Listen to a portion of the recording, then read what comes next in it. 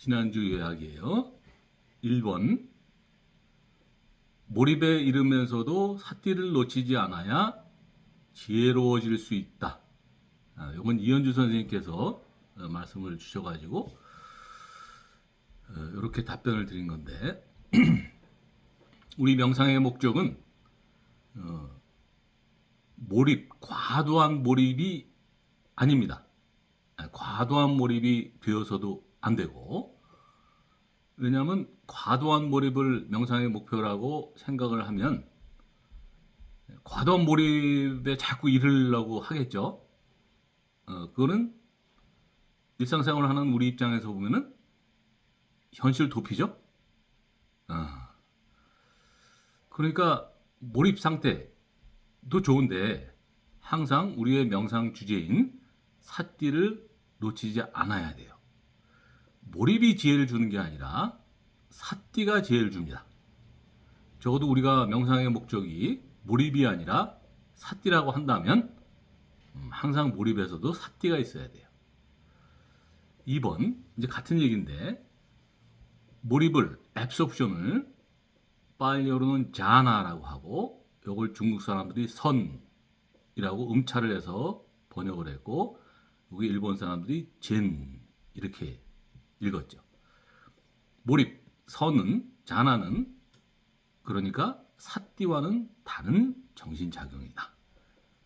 그렇죠? 몰입하는 것과 삿띠하는 것은 다르죠? 달라요. 과도하게 내가 몰입한다고 하면서 그러니까 내가 삿띠를 하는 거다 라고 생각한다면 크나큰 착각이죠. 전혀 다른 작용이에요. 3번 명상책을 잘 읽는 가장 좋은 방법은 실제로 명상 수행을 함으로써 체험이 뒷받침된 상태에서 명상책을 이해하는 것이다. 이건 박순종 선생님께서 질문을 주셔가지고 이 얘기를 했는데 명상책은 말하자면 도구일 뿐이죠. 명상이라는 그 실행 행위를 더 잘하기 위한 도구일 뿐 명상책 읽는 것이 목표가 돼서도 안 되고 목표일 수도 없죠. 그러니까 명상책은 어떻게 읽어야 하냐 하면 명상책을 잘 이해하기 위해서라도 실제로 명상 수행을 해봐야 되고 또 명상 수행을 잘하기 위해서 명상책을 읽는 거예요. 그러니까 당연히 논리적으로 명상책을 잘 읽는 가장 좋은 방법은 명상 수행과 함께 하는 거예요. 그래서 명상 수행을 해봄으로 해서 거기서 오는 체험이 뒷받침된 상태에서 명상책을 보면 그 명상책의 문구들이 전혀 다른 의미로 다가옵니다. 그렇게 해야 돼요. 그렇지 않고 체험이 뒷받침되지 않은 상태에서 명상책을 읽으면 명상책이 추상적으로 들리고 뜬구름 잡는 얘기가 되고 신비적인 얘기가 되고 이렇게 된다. 그래서야 뭐 우리 일상생활에 아무런 변화를 줄 수가 없겠죠. 4번 요거는 김훈 소설가 자전거 여행에 나오는 그 명문장인데 자전거는 언제나 길 위에서 정확하게 비긴다. 그렇죠? 항상 오르막이 있으면 내리막이 있고 내리막이 있으면 오르막이 있어서 플러스 마이너스 하면 제로섬 게임이죠. 마치 인생과 같죠? 인생에 좋은 일만 있고 나쁜 일만 있을 수가 없죠. 대략 좋은 일 반, 나쁜 일 반 이렇게 이어지죠. 그러니까 이런 걸 생각한다면 훨씬 우리가 평정심을 유지하는 데 도움이 되겠죠.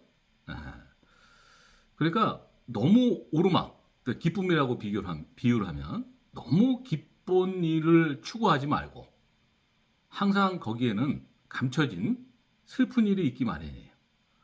또 슬프다고 해서 너무 거기 빠지지 말고 또 그 반작용, 그만큼의 기쁜 일이 있기 마련이죠.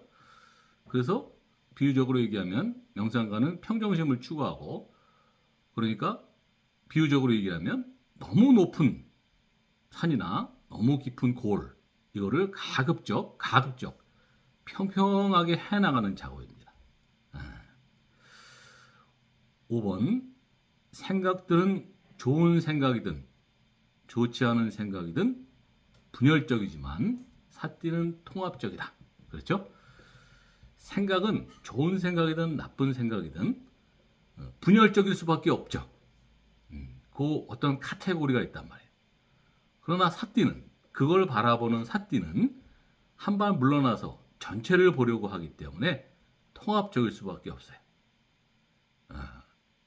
그러니까 생각을 추구한다고 하는 것은 어떤 부분만을 사는 거지만 통합적인 삿띠로 세상을 살아가면 기쁜 일이든 슬픈 일이든 보다 전체적인 관점에서 살 수 있게 된다는 거예요. 전혀 다른 그 인생의 방식이죠. 전혀 달라요. 6번 우리는 무언가를 진정으로 소유할 수 없고 누릴 수 있을 뿐이다. 지난 시간에 제가 법률가니까 소유권 얘기를 했죠. 소유권의 두 가지 요소는 배타적 사용권 또 처분권을 내용으로 한다고 그랬어요. 근데 그 사용권이나 처분권이라는 그것이 뭘 진정으로 소유한다는 의미일 수 없죠. 그러니까 가만히 생각해 보면 무엇을 진정으로 소유한다고 하는 것은 당초부터 불가능한 개념이지.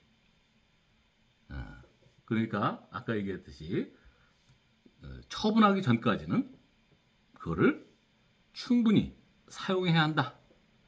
누릴 수 있을 뿐이다. 누려야 한다라는 거예요. 돈을 뭐 수백억을 모아도 그걸 쓰지도 못하고 벌벌벌 떠는 사람 있죠? 그건 누리는 사람이 아니죠. 자기가 그걸 소유할 수 있다고 생각을 해. 소유할 수 없는 걸 소유할 수 있다고 생각해. 크나큰 착각이죠.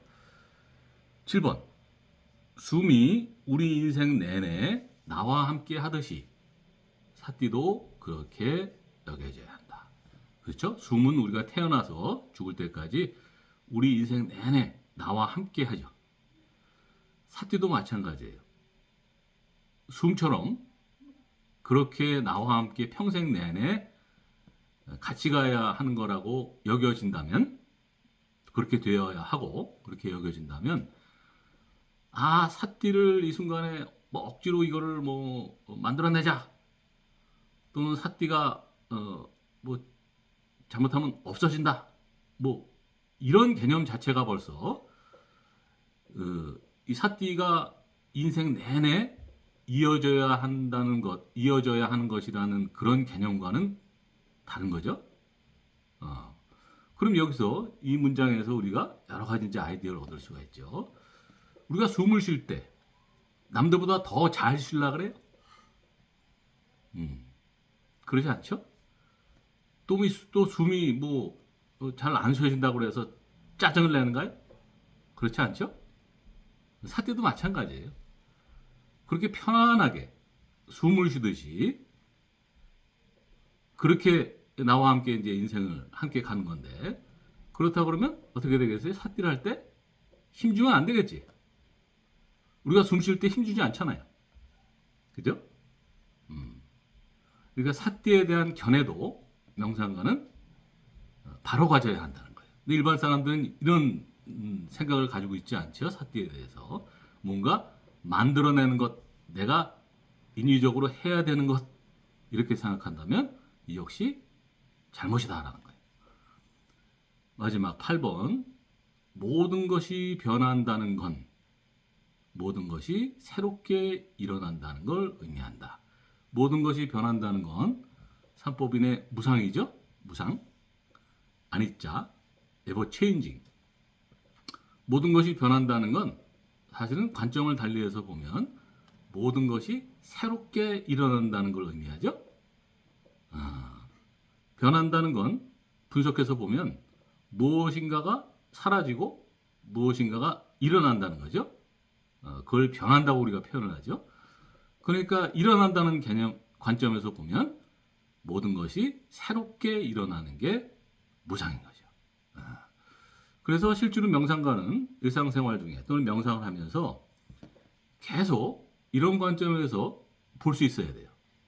계속 뭔가가 새록새록 일어나요. 또 거꾸로 아까 말씀드렸듯이 모든 건 변한다는 것의 한 측면은 모든 것이 사라지는 것이기 때문에 관점을 사라지는 관점에서 보면 또 모든 것이 계속 사라져요. 그래서 명상책에 이런 제목의 책이 있죠. 보면 사라진다. 그러니까 두 가지 의미가 다 있는 거예요. 모든 것이 새롭게 일어난다. 모든 것이 계속 사라진다. 그것이 변한다는 것의 의미입니다. 이상입니다.